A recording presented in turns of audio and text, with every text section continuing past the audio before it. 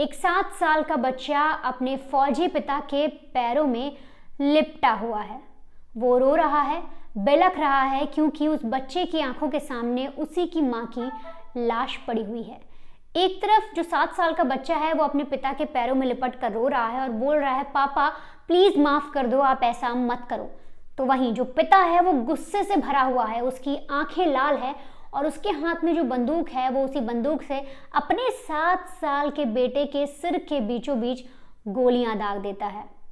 घर में होते इस खौफनाक मंजर को कोई और नहीं देख रहा था, बल्कि घर ही की बेटी उस्मिता दरवाजे पर खड़ी होकर ये सब देख रही थी और ये देखने भर से उसका कलेजा कांप जाता है। लेकिन जो पिता अपने बच्चे पर गोली चलाता है उसे रत्ती भर भी फर्क नहीं पड़ता और ये बेटी 11 साल के लंबे प्रयास के बाद ये बहन, ये उस माँ की बेटी लगातार 11 साल तक लड़ाई लड़ती है और अपने ही पिता को फांसी के तख्ते तक पहुंचाती है। दरअसल अलीगढ़ के कोर्ट ने मनोज नाम के एक रिटायर्ड फौजी को ट्रिपल मर्डर करने की सजा सुनाई है और उसे फांसी की सजा दी है। और फांसी की सजा दिलवाने वाली कोई और नहीं बल्कि उसी की अपनी बेटी उस्मिता है, जिसने लंबी लड़ाई लड़ी अपनी माँ को इंसाफ दिलाने के लिए और अपने भाई को इंसाफ दिलाने के लिए।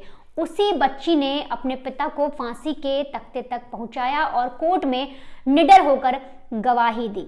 अब दरअसल ऐसा क्या हुआ था उस रोज अलीगढ़ में कि एक पिता को बंदूक उठानी पड़ गई और उसने अपने घर के किसी भी सदस्य को नहीं छोड़ा।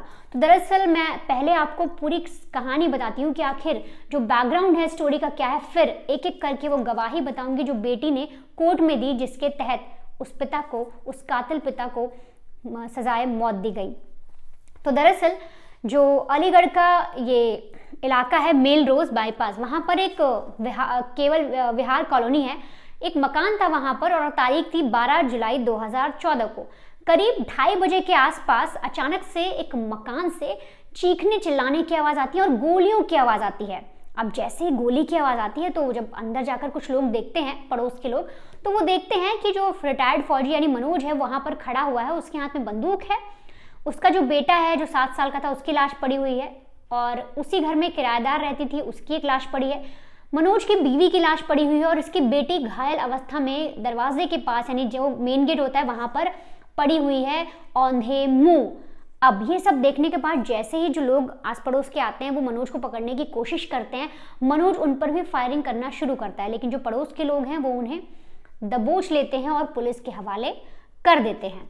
अब जब पुलिस ये पूरा केस इन्वेस्टिगेट करती है, हर एक चीज़ पता लगाने की कोशिश करती है, तब पुलिस को कुछ चीज़ें पता लगती हैं और ये केस एक एक करके खुलता जाता है। दरअसल पुलिस को पता लगता है कि जो सीमा नाम की महिला थी उसकी 1998 में एक फौजी से शादी होती है, नाम है मनोज।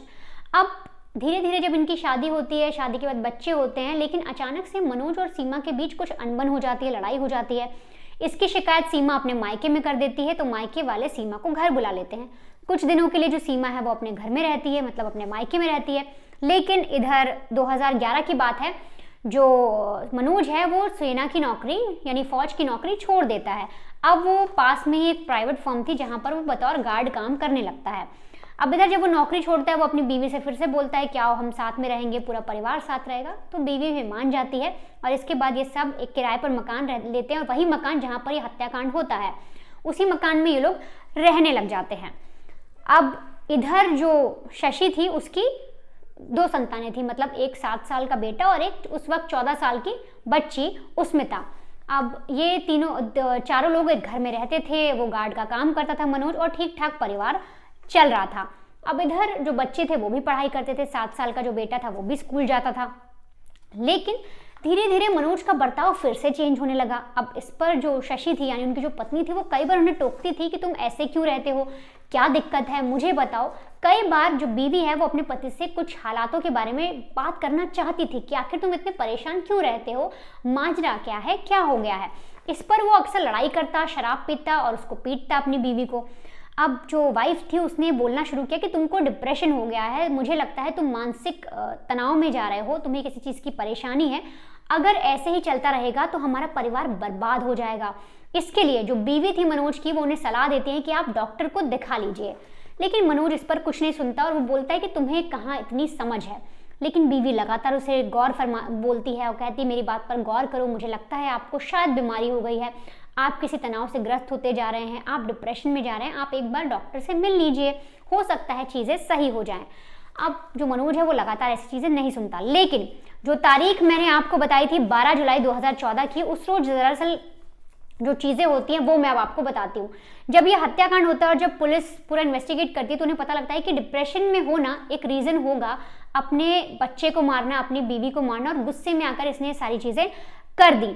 लेकिन जब बेटी की गवाही ली जाती है, उस बेटी की जो दरवाजे पर पड़ी हुई थी औंधे मुंह, जिसको उसका पिता गोली मारता है, यानी उस्मिता, तब वो क्या चीज़ें बताती है, तो वो बताती है कि उसके पिता जो है वो शराब के आदी थे, वो अक्सर उसकी माँ को मारते, घर में अच्छा माहौल नहीं रखते, और तो और कई बार गाली गलौज भी करते थे, लेकिन माँ सहती थी और हमें पालने के लिए वो हर एक चीज़ सह रही थी। कई बार वो पिता से कहती थी कि आप बीमार हैं तो आप जाकर डॉक्टर से मिलाइए, लेकिन अक्सर पिता इस बात पर लड़ते थे। अब इसके बाद जो बच्ची है वो एक गवाही देती है, जो उसने कोर्ट रूम में भी गवाही दी, उसी के तहत ये फांसी की सजा सुनाई गई है। अब वो पुलिस को क्या बताती है और कोर्ट रूम को क्या बताती है, तो वो कहती है कि उस वक्त दोपहर के 2:30 बज रहे होंगे, मैं अपने घर पहुंची तो मैंने सुना कि कुछ चीखने चिल्लाने की आवाज़ें आ रही हैं। अब जब पुलिस वाले और कोर्ट में उससे पूछा जाता है, जो वकील हैं वो पूछते हैं कि ऐसे क्या आवाज़ें थी, तो बताती है कि उसकी माँ उसके पिता से बोल रही थी कि आप मेरी बात नहीं मान रहे हो, अभी चल के डॉक्टर के पास चलते हैं और दिखा कर आते हैं। इस पर जो बच्ची थी उस्मिता, वो बाहर खड़ी होकर सारी चीज़ें सुन रही थी, सारी चीज़ें देख रही थी। फिर वो बोलती है कि जैसे ही माँ ने ये कहा, पिता गुस्सा हो गए, पिता ने उन्हें धक्का दिया और इसके बाद अलमारी से में रखी वो अपनी जो राइफल थी, जो बंदूक थी, वो निकाल कर लाते हैं और वो लाने के बाद वो बाथरूम में चले जाते हैं।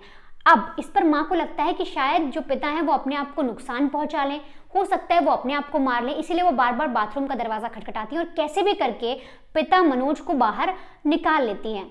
अब जैसे ही जो पिता हैं वो बाहर निकलते हैं, बच्ची ये सब देख रही होती है, तभी जो मनोज बाहर निकलता है वो बीवी से इतना झन्नाया होता है कि फौरन जो बंदूक उसके हाथ में होती है वो बाथरूम से बाहर निकलते ही अपनी बीवी शशि पर दाग देता है।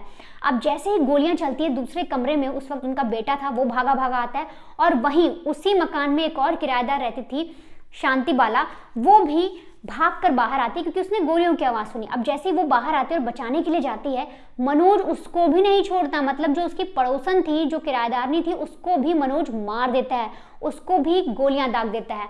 अब इतने में बच्चा था, वो आ जाता है, 7 साल का लड़का जो मनोज का ही था, वो उनके पैरों में लिपट जाता है। वो ये सब देख के डर जाता है कि माँ की लाश पड़ी हुई है बाथरूम के पास, बगल में ही पड़ोसन की लाश पड़ी हुई है, और जो बेटा है, जो 7 साल का बच्चा था, जो तड़प रहा था, वो अपने पिता का पैर पकड़ता है और बोलता है पापा प्लीज़ छोड़ दो, पापा प्लीज़ छोड़ दो। लेकिन जो मनोज है वो तब भी नहीं रुकता और अपने बेटे, यानी अपने जो बच्चे जिसको उसने जन्म दिया, उसके सिर के बीचों बीच गोलियां मारता है। और ये देखकर जो बहन थी वो चीख पड़ती है और वापस भागने की कोशिश करती है।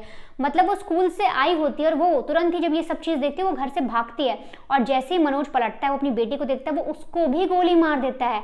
और वहीं पर एक बगल में नल बना था, जिसकी आड़ लेकर जो बच्ची है वो गिरती है, तो मनोज को लगता है वो भी मर गई, इसलिए वो उसे दोबारा गोली नहीं मारता। लेकिन उस वक्त जो लड़की उसमें थी वो घायल होती है।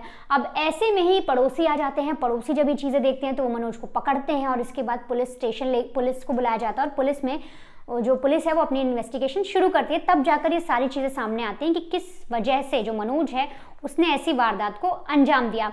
और बेटी को जब अस्पताल ले जाया जाता है, जब डॉक्टर सारी बॉडीज़ को देखते तो बताते हैं कि बेटी तो घायल है लेकिन 3 लोग मर चुके हैं, यानी वो जो 7 साल का छोटा बच्चा था वो मर चुका, पत्नी मर चुकी और जो पड़ोसन थी वो भी मर गई। यानी ट्रिपल मर्डर का जो केस है वो इस पर लगता है मनोज पर, और एक बेटी को घायल करने का भी जो पूरे चार्जेस हैं वो पुलिस लगाती है। अब ऐसे में जो उस्मिता है, जब वो अस्पताल में भर्ती होती है, धीरे धीरे करके उसकी रिकवरी होती है, तो उससे बोला जाता है कि तुम एक बार अपने पिता से मिल लो, उनसे पूछ लो उन्होंने ऐसा क्यों किया, ऐसे बच्चे से कहा जाता है, पुलिस वाले भी कहते हैं। लेकिन उस्मिता अपने पिता से इतनी नाराज होती है कि वो उनसे एक बार भी नहीं मिलती। लगातार 11 साल हो गए इस पूरे केस को और वो लगातार लड़ती रही अपनी माँ और अपने भाई को इंसाफ दिलाने के लिए। इस वक्त जो उस्मिता है वो अपने मामा के साथ रहती है, क्योंकि उसका जो पूरा परिवार है वो तो उजड़ गया, ना उसकी माँ रही, ना उसके पास उसका भाई रहा, और पिता तो कातिल ही है। तो ऐसे में वो अपने मामा के साथ रहती है। मामा उसकी बड़े अच्छे से परवरिश भी करते हैं। लेकिन इतने सालों में एक बार भी उस्मिता अपने पिता से नहीं मिली, सिर्फ जो कोर्ट की पेशी होती है उसमें मिली। और कोर्ट में उस्मिता ने बेहद निडर होकर एक एक चीज़ अपने पिता के खिलाफ बताई और बताया कैसे उसने उसका पूरा जो परिवार है, उसकी माँ को मार दिया और उसके भाई को मार दिया। साथ ही साथ इस पूरे केस में 9 गवाह होते हैं जो बाद में जो उस वक्त पहुंचते हैं, जो लोग, जो भीड़ पहुंचती है आवाज़ और चीखें सुनकर, बंदूक के जो गोलियों के वो थी आवाज़ें थी वो सुनकर, वो भी जब अंदर जाते तो उनको भी गवाह बनाया जाता है, उनसे भी पूछताछ होती है। वो भी कोर्ट में एक एक चीज़ बताते हैं कि उन्होंने कैसे देखा, बंदूक किसके हाथ में थी, लाशें पड़ी हुई थी। और तमाम दलीलों को सुनने के बाद जो कोर्ट के जज हैं वो बोलते हैं कि ये जो पूरा केस है वो इंदिरा गांधी से मिलता हुआ है और इसीलिए आपको फांसी दी जाएगी, यानी जो आरोपी है, जो कातिल पिता है, उसे फांसी की सजा सुनाएगी। और क्या कहा गया, तो कोर्ट में कहा जाता है कि जैसे इंदिरा गांधी की जो अंगरक्षक थे, जो उनकी सुरक्षा के लिए थे, उन्होंने ही उन्हें मार दिया, ठीक इसी तरीके से आप परिवार के मुखिया थे, आपका जो उत्तरदायित्व था वो भरण पोषण करना था, अपने परिवार को पालना था, अपने परिवार को बचाना था, बल्कि आपने ही उनकी जान ले ली। और ये कहते हुए जो कातिल पिता है उन्हें फांसी की सजा दे दी गई। और इस बात पर उष्मिता जो है, जो बेटी है उनकी, वो बेहद खुश है और वो कह रही है आज मेरी माँ और मेरे भाई को न्याय मिला।